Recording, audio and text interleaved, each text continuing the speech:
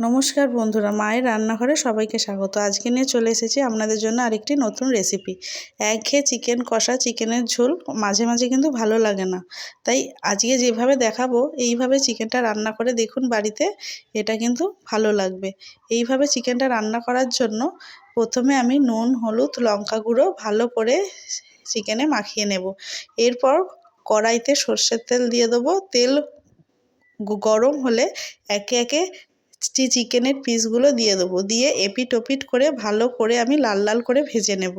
আমি এটা সর্ষের তেলে ভেজেছি, আপনারা চাইলে সাদা তেলেও চিকেনগুলোকে ভেজে নিতে পারেন। এরপরে আমার চিকেনগুলো ভালো করে লাল লাল করে ভাজা হয়ে গেলে আমি কিন্তু দিয়ে দেবো নুন হলুদ মাখানো আলুগুলোকেও কিন্তু আমি ওই তেলেতেই ভালো করে লাল লাল করে ভেজে নেব। এরপর আলুটাও ভাজা হয়ে গেলে আবার কড়াইতে সর্ষের তেল দিয়ে এলাচ, দারুচিনি আর শুকনো লঙ্কা দিয়ে দেবো।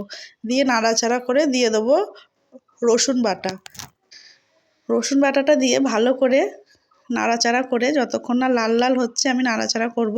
এরপরে দিয়ে দেবো পেঁয়াজ কুচি আর টমেটো কুচি, তার সাথে একটু পরিমাণ মতো নুনও দিয়ে দেবো। এরপরে পেঁয়াজটা নরম হয়ে এলে দিয়ে দেবো আদা বাটা। দিয়ে নাড়াচাড়া করে একে একে গুঁড়ো মশলাগুলো দিয়ে দেবো। লঙ্কা গুঁড়ো, হলুদ গুঁড়ো, ধনে গুঁড়ো আর তার সাথে অবশ্যই নুন, আর লাস্টে দিয়ে দেবো কাশ্মীরি রেড চিলি পাউডার। এরপরে মশলাটা ভালো করে কষানোর জন্য একটু পরিমাণ মতো জলও দিয়ে দেবো। দিয়ে আমি মশলাটাকে দেখুন ভালো করে কষাবো যতক্ষণ না মশলাটা থেকে তেল ছাড়ে। আমার কিন্তু মশলা প্রায় কষানো হয়ে গেছে। এরপরে আমি ভেজে রাখা চিকেনগুলো দিয়ে দেবো। দিয়ে ভালো করে নাড়াচাড়া করব। করে দিয়ে দেবো ভেজে রাখা আলুগুলো।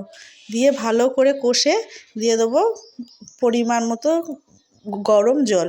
কিছুক্ষণ চাপা দিয়ে রেখেছিলাম। এরপরে কিন্তু আমার রেডি হয়ে গেছে আজকে দেশি মুরগির ঝোল। লাস্টে কিন্তু আমি দিয়ে দিলাম পরিমাণ মতো অল্প করে গরম মশলার গুঁড়ো। দেখুন রেসিপিটা কিন্তু আজকে রেডি হয়ে গেছে। এইভাবে আপনারা বাড়িতে মাংস রান্না করে দেখুন, সত্যি মুখে স্বাদ ফিরিয়ে আসবে। এই সব রান্না যদি ভালো লেগে থাকে তাহলে কিন্তু লাইক করতে ভুলবেন না। এইসব ঘরোয়া রান্না পেতে মায়ের রান্নাঘর পেজটি অবশ্যই ফলো করে দেবেন।